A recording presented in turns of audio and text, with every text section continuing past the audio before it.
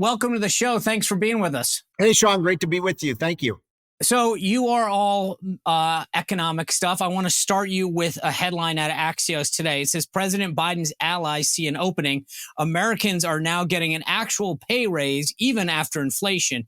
Then they write why it matters. Rising real, that is inflation-adjusted earnings, are a primary indication of improving standards of living. Do you agree with that? I do agree that the most important statistic is what's happening to people's paychecks, no question about it. You have to look at what's happened over the last 3 years, and you have to look at what, when you look at the total inflation rate over that period, and then the pay increases of average Americans. I could not agree more. That's the most important statistic, and it's really bad. So let me give you a comparison. So when Donald Trump was president, over the 4 years he was president, you look at median household income. This is Census Bureau data, the gold standard of measuring, a number of people and how they're doing. The average family, not the rich, the average family had a $6,000 increase in their income. That's a big increase, Sean, over 4 years, $6,000 adjusted for inflation. You know what that number is so far under Biden? I wouldn't even want to venture a guess. Negative 2,100. This is the thing, Steve. I've always maintained that the economy isn't a statistic. When you ask people, pollsters ask people how they're doing, it's a gut. I don't need you to tell me 10 statistics from the government. I know in my paycheck, hey, I just paid this for eggs. This is how much I have left for my kids to maybe go to a movie or to invest something in their education. But the Biden administration continues to try to sell us on statistics where they say, look at this number. And for most Americans, I think they look at their bottom line and say, I know that when I go to the grocery store, when I look at my budget at the end of the month, this is how much I have left, and it's not more. And what you just said accentuates that. Yeah. So you're right that Americans know what things cost. And let me give you an example of how they kind of lie with statistics. It is true that the inflation rate is down. It was 1.6% when Trump left office. I don't know how he did it, but somehow Biden took the inflation rate from 1.6% to 9.2% in 18 months. I wouldn't have thought that was possible. Right.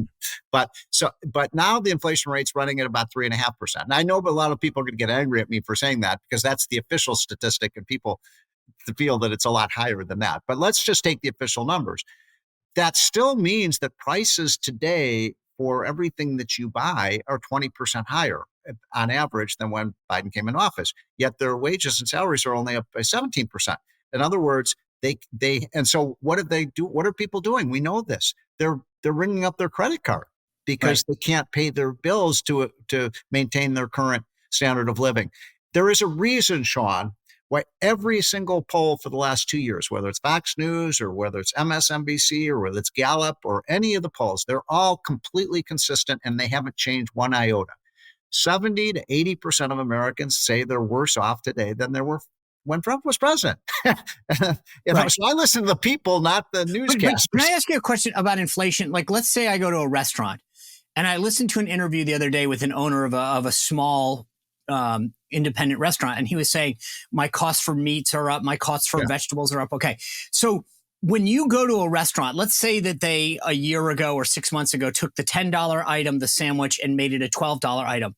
They're not reprinting the menus and dropping it back down. That menu still says $12. So they might have seen a little bit of adjustment in what they're paying for their raw materials.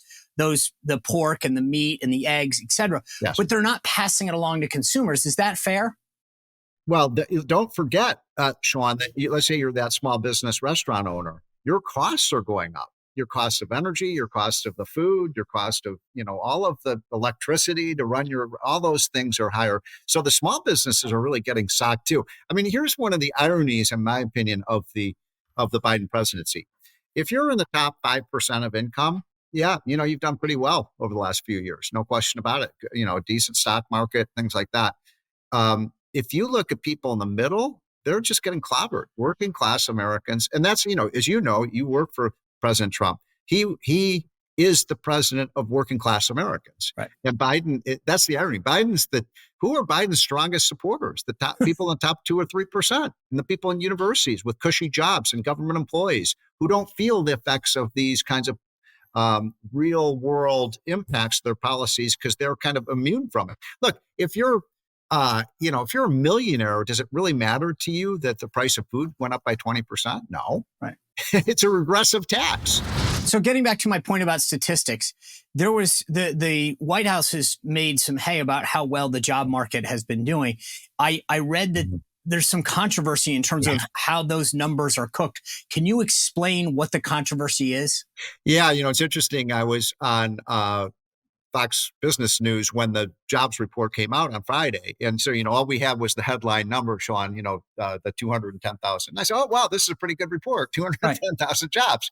And then, the devil really is in the details. When I got a chance to actually look at the report and all the data, it's not a good report. It's a bad report. First of all, do you know what the single biggest employer has been over the last year?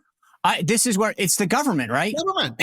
Yeah. I mean, keeps hiring more people. And so that's number one, but I'm not done yet, Sean. So we want government just so we're clear, that's as far as I can go, though. So that was one thing. Second of all, if you look at the number, did you see this data yet on the number of multiple job holders? Right. It's skyrocketing. In fact, the number of people who are just holding one job, that number fell. People, there's an old kind of joke about, I know there are a lot of jobs out there because I have 3 of them. And, people are feeling like they have to work a second job or even a third job to pay their bills. That is not the sign of a healthy economy, Sean. And then finally, the number of people in the workforce fell by 600,000. The reason the unemployment rate fell is because people aren't even looking for jobs right now. I think partly that's because Biden's passing out so much free money to people. There are a lot of people who don't have to work. So how much is interest rates? Are they playing? I mean, like the Biden White House seems frustrated. They're like, look, we have all these good numbers to sell people. And as I said, I just think that most people are saying, that's great. You're selling me a bumper sticker.